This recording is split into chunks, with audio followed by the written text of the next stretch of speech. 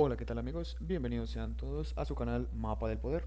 Hoy es 12 de julio del año 2025 y el día de hoy realizaremos una actualización de los acontecimientos que han ocurrido en la noche anterior refiriéndonos al conflicto ucraniano. Fundamentalmente vamos a estar analizando, viendo y por supuesto actualizando nuestro mapa y con la información que nos ha llegado y que claramente pues se ha dado a conocer de un ataque nuevamente, ¿cómo podríamos llamarlo? Desastroso, un ataque masivo para lo que es la geografía ucraniana. Pues más allá de todo eso también lo que es el movimiento en el terreno, tanto de la parte norte como de la parte este y de la parte sur. Pero antes de comenzar, quiero saludar a todas las personas que me escuchan desde cualquier parte del mundo. En especial a todos nuestros amigos suscriptores del canal. Llamo a que se suscriban, a que comenten y a que den like. Dicho todo esto, pues vamos directamente a empezar por lo más fundamental. Y bueno, amigos, como mencionamos anteriormente, el día de hoy la Federación Rusa ha llevado a cabo un gran ataque masivo que, bueno, como diferentes medios se habían hecho eco de esta información, pero lo vamos a traer acá todos como tal a nuestra actualización diaria. Pues se reportaban que habrían, digamos, impactado muchos misiles y muchos drones tipo Herán o Shahed en diferentes frentes, o bueno, no en el frente, sino en diferentes lugares de la geografía ucraniana. Pues también lo que es la ciudad de la capital, de Leópolis, y por supuesto también en Lutsk, la capital, su capital de esta región, pues la ciudad de Lutsk, y también en el sur, pero más que todo estos ataques fueron dirigidos, como podemos ver aquí en esta imagen, hacia lo que es la parte más al oeste, junto con la frontera de Polonia. También dieron algunos objetivos en Kiev, pero muy pocos, la verdad. Y en Kharkov también se presentaron mucha destrucción por parte de estos drones, más que todo los misiles, como vemos, estos misiles sobrevolaron a lo que es la reparación de motores y fábricas energéticas. Por supuesto, todos son objetivos militares hasta donde conocemos y hasta donde debemos reportar.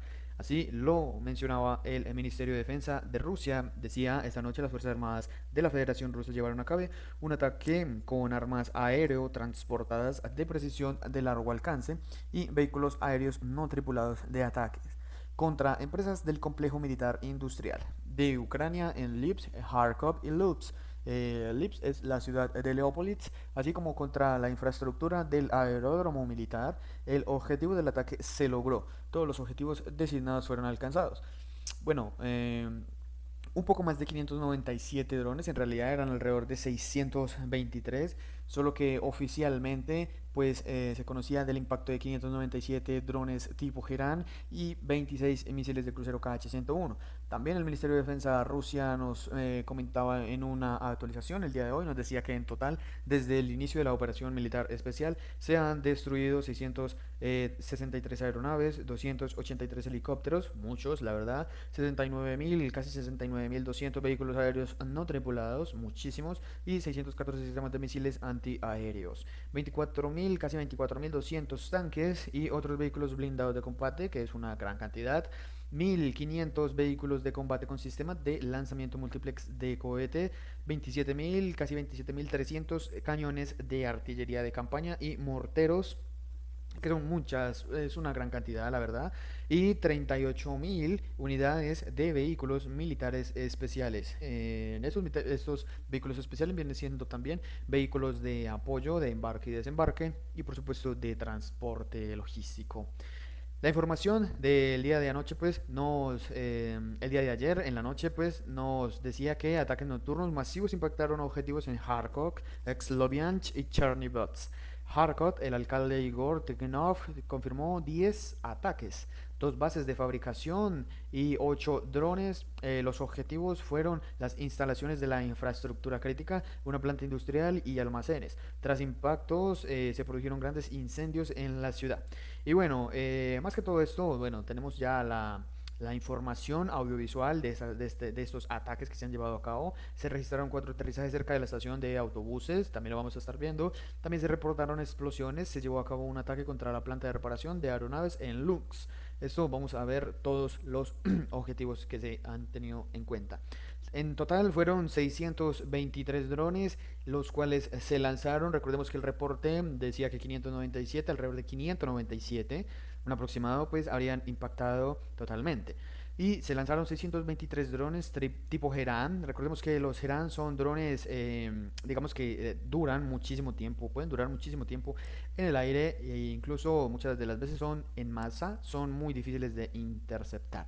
También se lanzaron 26 misiles de crucero KH-101, los cuales iban algunos de ellos con ojivas de racimo. Recordemos que este es el misil KH-101 lanzado desde, como vemos en el fondo, los Tu-95 que Ucrania aparentemente había dicho en días anteriores que había destruido una gran cantidad, pues Rusia continúa utilizándolos, lo cual quiere decir de que no fue un gran daño lo que se causó a la federación. Es más, los han utilizado más constantemente y pues este ataque refleja todo. Recordemos que ya van alrededor de 4 días, 3, 4 días, donde se han desplegado casi alrededor más de 2000 objetos voladores, muchísimos, muchísimos misiles también y muchísimos drones, lo cual quiere decir que Rusia pues tiene una gran capacidad de esta producción. Incluso también teníamos noticias el día de hoy de que Norcorea pues ya efectivamente ya están esos ingenieros y esos ingenieros que van a participar en la creación, en la fabricación de este tipo de drones. Incluso se decía que mejorados. Vamos a ver cómo va a ser su mejora, sí, en el tema de explosivos o simplemente pues en el tema de su vuelo, objetos no tripuladas, pero también la Ucrania pues nos traía, bueno, sí, el Ministerio de Defensa de Ucrania nos traía el reporte que nos decía que 597 vehículos aéreos no tripulados desde ataque tipo Shahed y drones simulador de diversos tipos desde las direcciones de la Federación Rusa fueron derribados. O sea, en total dijo que de 623, hasta que fueron 623, pues 597 habrían sido interceptados y que todos los misiles habrían sido también interceptados. Estos misiles de crucero, 26 misiles KH-101 desde la ventajosa región de Saratov de la Federación Rusa han sido derribados. Pues algo muy irónico, recordemos que la evidencia audiovisual es la que nos confirma de que esto es falso totalmente, o en su mayoría es increíble pensar de que casi un 98% de efectividad tuvieron las defensas de Ucrania, cuando todos conocemos de que esto no ha sido así. Bueno, también se comentaban de que alrededor de 300 de esos 597, pues 319 habían sido en su totalidad desviados por guerra electrónica. Entonces es una información muy controversial, la cual es difícil de corroborar y de identificar. Pues tenemos los puntos, los objetivos donde han impactado estos drones, la mayoría por supuesto. Recordemos que en Kharkov se vivió también esta oleada, hacia Kharkov dispararon, también hacia Kiev, pero muy poco, pero en su mayoría Leopolditz y Lux como tal fueron las regiones y ciudades más afectadas. En este caso vamos a estar refiriéndonos a lo que fue la región de Leopolditz y la región de Lux. Vamos a irnos directamente a esta ciudad, vamos a ir primero a lo que viene siendo Lux, porque recordemos que días anteriores también el ejército ruso pues había lanzado ya diferentes ataques hacia esta ciudad, ¿no? Recordemos que en esta ciudad pues existe una planta de reparaciones de motores y de ensamblaje de motores. Objetivos de los KH-101 de crucero el día de hoy al sur del aeropuerto. Tenemos por supuesto la información que mostramos anteriormente, donde se muestra en qué lugar exactamente pues impactaron o fueron el objetivo principal. Estas imágenes aparentemente son de la NASA, donde reflejan una gran cantidad de calor e incendios, por supuesto. También recalcar de que lo que fue en la ciudad, mucho más al sur, por supuesto, en Lviv o Leopolditz, pues también en este punto se habrían dado en el blanco. Recordemos que anteriormente también habíamos visto cómo en Ucrania perdón, en Kiev, pues el ejército ruso habría realizado un gran ataque, movimiento que destruyeron muchas plantas. Pues acá habrían dado efectivamente en el blanco con una planta eléctrica. Ok, bueno. Esta es como tal la información más fundamental porque si nos vamos a la información audiovisual es demasiada información, podríamos nosotros decir. Vamos a referir a lo que viene siendo la llegada de un misil con ojiva de racimo, donde, bueno, fue increíble, es increíble cómo se ve. Esto es en Lund, una gran explosión, deja esos misiles. Por supuesto, acá tenemos la imagen de los misiles cayendo, perdón, de los drones cayendo en Kharkov. Tenemos muchísima información, muchísimas imágenes. La geografía ucraniana se levanta hoy en un gran humo negro por la contaminación de esos incendios. Es lamentable, por supuesto, lamentamos si han habido pérdidas humanas inocentes civiles, pero es la guerra. Pues bueno, amigos, esto hay muchísima información. Acá vemos muchísimos más incendios, un gran humo. Acá vemos más drones como llegaban e incluso ya en la mañana,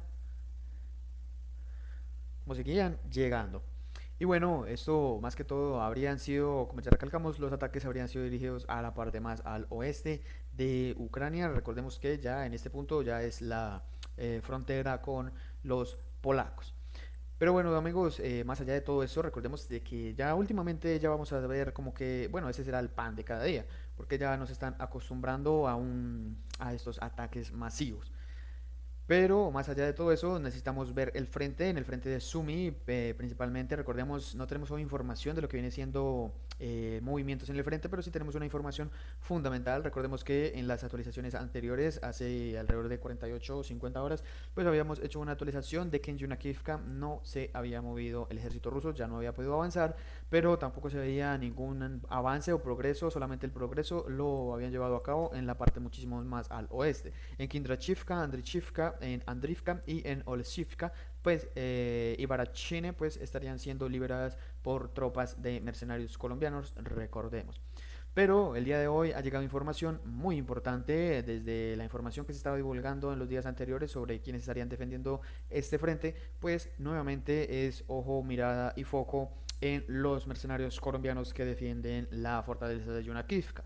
Al parecer, queridos amigos, la brigada número 47 está totalmente constituida por colombianos en Yunakivka después de que el ejército ucraniano había abandonado la posición por miedo de ser exterminados en este punto, pues habrían abandonado la posición de Yunakivka dejando a estos soldados o mercenarios defendiendo Yunakivka, que por eso sería que el ejército ruso había como tal avanzado hacia el centro de Yunakivka. Pues siendo esto verdad o no, lo cual significa de que es, digamos, en malas palabras, podríamos llamarlo, es una cobardía del ejército ucraniano para defender su tierra. Muestra, muestra, digamos, una incompetencia para sostener el frente.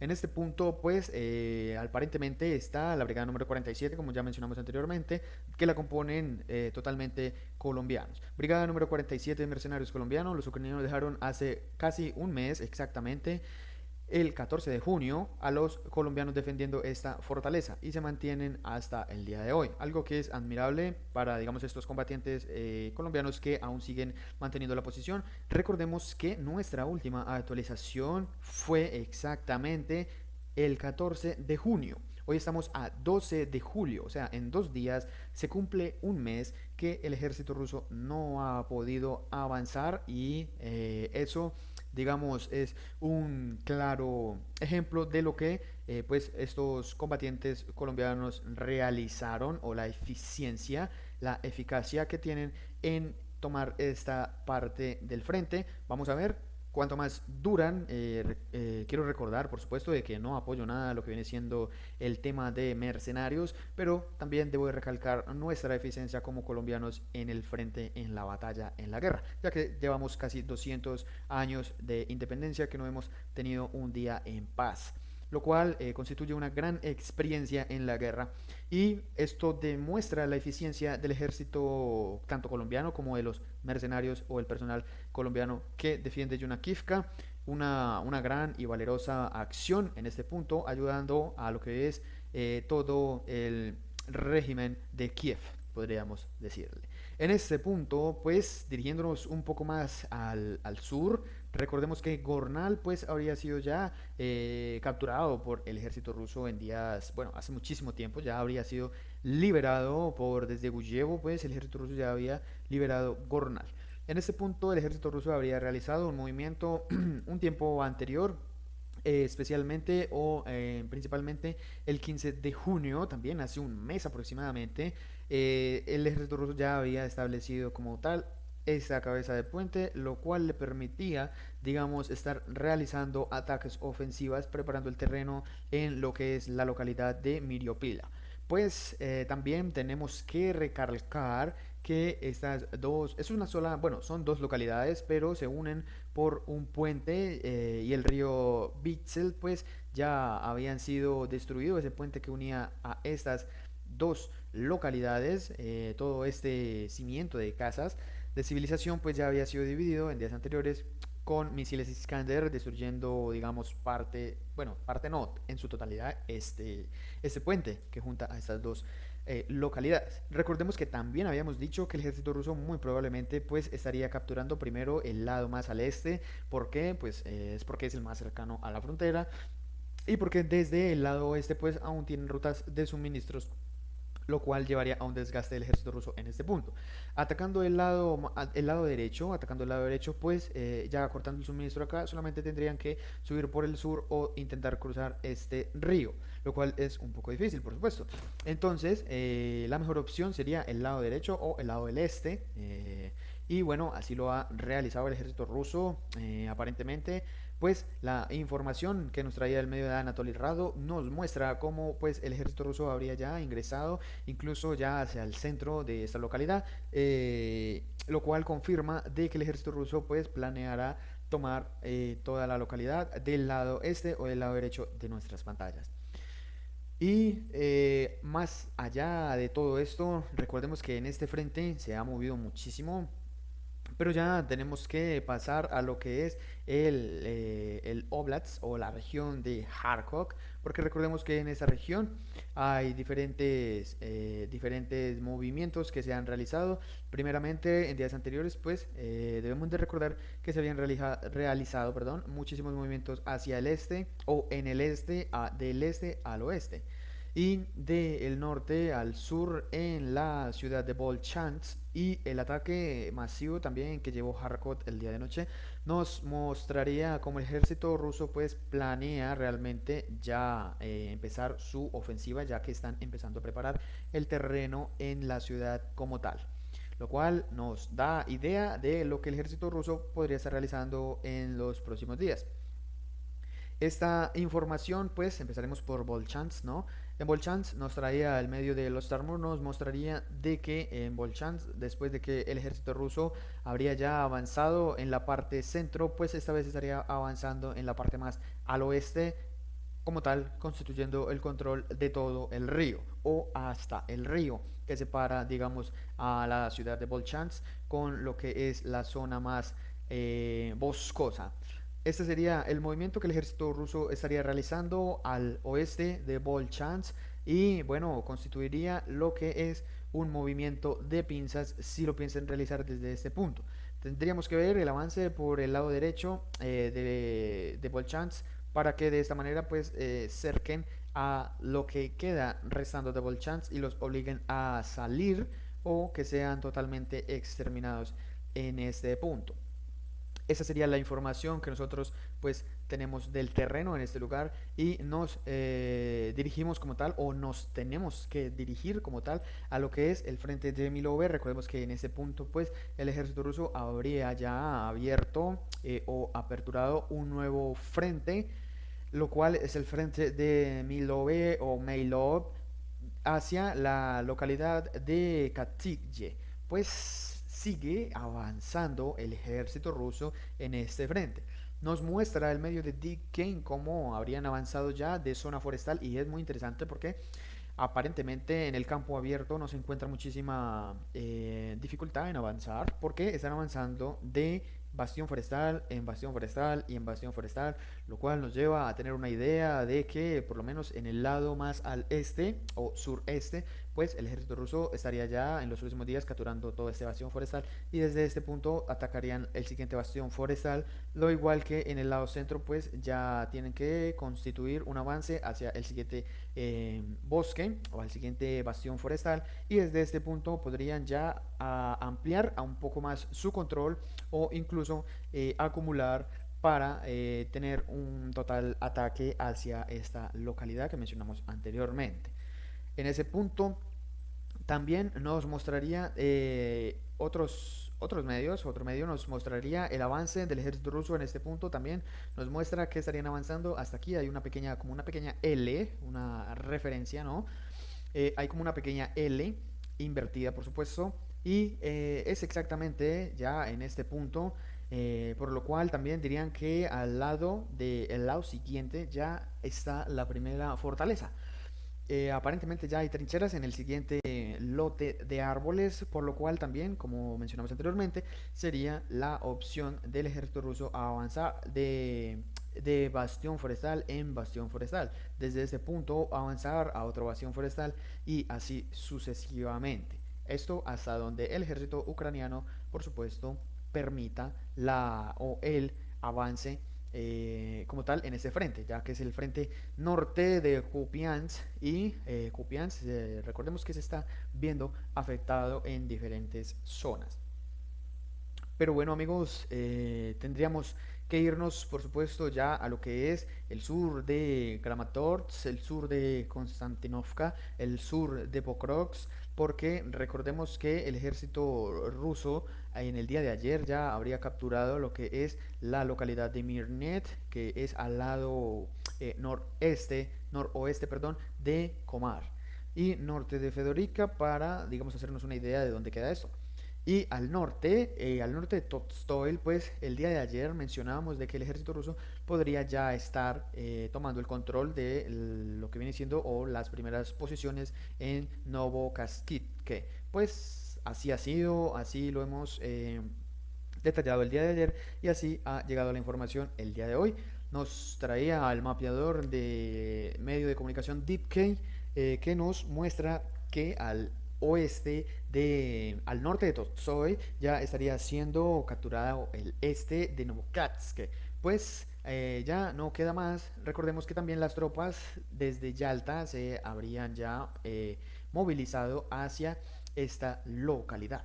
No queda mucho, es cuestión de horas que esta localidad caiga ya en manos rusas. Es una localidad muy pequeña en realidad, pero ya el ejército ruso pues tiene control del lado oeste. Porque del lado oeste sí puede tener el control del lado este desde el punto este, por supuesto.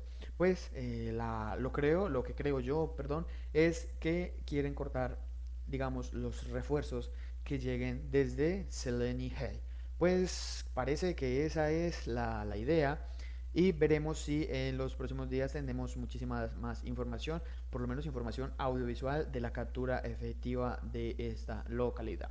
Ahora la información siguiente que tenemos ya el día de hoy y es la última información ya para terminar nuestra actualización del 12 de julio, pues es en el sur de Shechenko, especialmente en Novopil, en el sur de Selenepole, el ejército ruso ya había o ya habría tocado las fronteras. Recordemos que, bueno, creo que, a ver, esta actualización es el 28 de mayo. El 28 de mayo no teníamos información de este frente. Si realmente o efectivamente, pues el ejército ruso ya habría tocado las fronteras de la región de Dnipropetrovsk en este lugar, desde Selenepole. Recordemos que esto lo dejamos en una zona gris porque no teníamos información audiovisual si esto de verdad se estaría efectuando. Pero donde sí tenemos ya información es también en el lado sur. En el lado sur las tropas rusas ya habrían, digamos, cruzado digamos, una barrera de fortalezas, de fortificaciones y se estarían ya aproximando a las primeras fortificaciones y fortalezas de la región de Dnipropetrovsk y desde la localidad de Novopil. Pues sería la localidad de Temirovka la que estaría siendo el objetivo también, eso ya lo he recalcado muchísimas veces, esto es Zaporilla, pero eso es el Oblast de Zaporilla, pero al norte está el Oblast de Dnipropetrovsk. ¿Por qué menciono esto? Porque habíamos dicho en tiempo anterior, habíamos, digamos, habíamos especulado de que el ejército ruso podría tomar el control de esta localidad primero que nada, antes de ingresar por el lado sur a lo que es el Oblast de Dnipropetrovsk.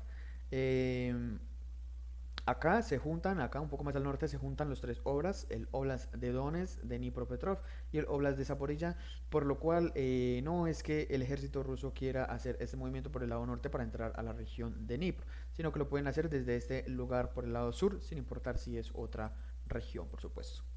Y bueno, queridos amigos, esto ha sido todo por el día de hoy. A todos ustedes, muchas gracias por su atención. No olviden dejar su like, no olviden comentar y no olviden suscribirse a su canal Mapa del Poder para que de esta manera les lleguen las notificaciones de los videos que subimos frecuentemente. Muchísimas gracias por toda su atención. Dios los bendiga y nos vemos en una próxima ocasión.